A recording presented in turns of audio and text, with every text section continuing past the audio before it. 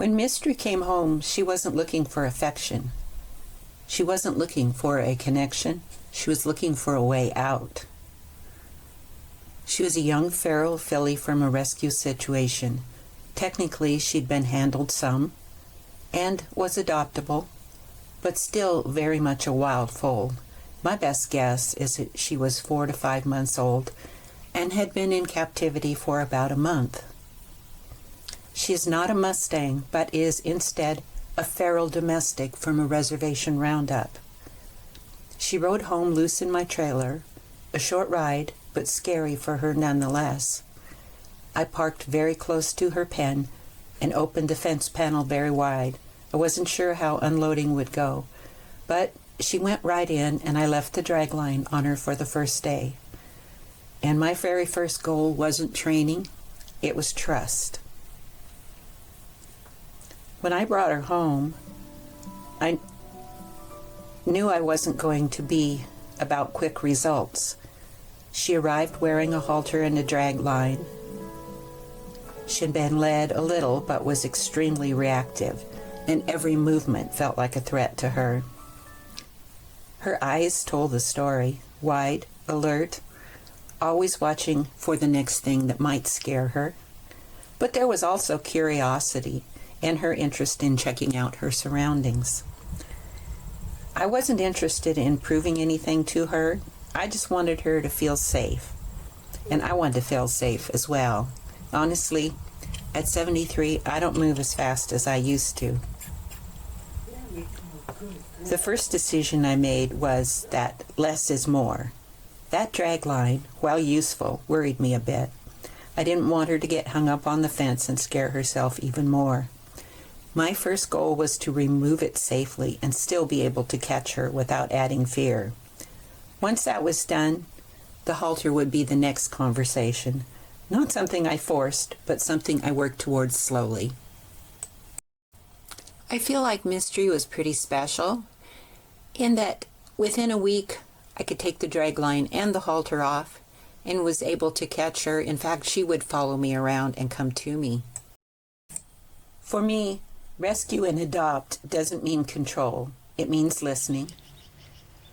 Although I handled her much as I have done with all my foals, slowly and calmly, taking time to let her adjust to me.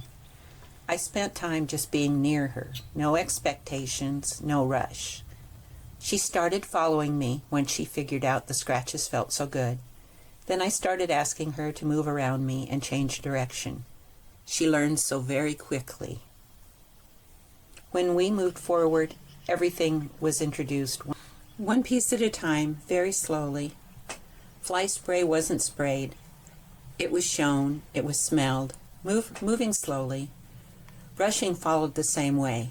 Soft, brief, giving her some scratches and always watching her body language. When I introduced the flag, she surprised me by following it around, and it soon became one of her favorite toys. Feet were one of my challenges. I'm not so agile anymore, and worried that if I moved wrong it would frighten her. At first, I didn't even try to pick them up with my hands. I used a rope, gently lifting, setting down, releasing quickly when she gave, teaching her that nothing bad happened when she gave me her feet. Only when she was ready did I transition to my hands. Trust is built in layers, and you don't skip steps. Mystery taught me that rescue isn't about saving, it's about partnership.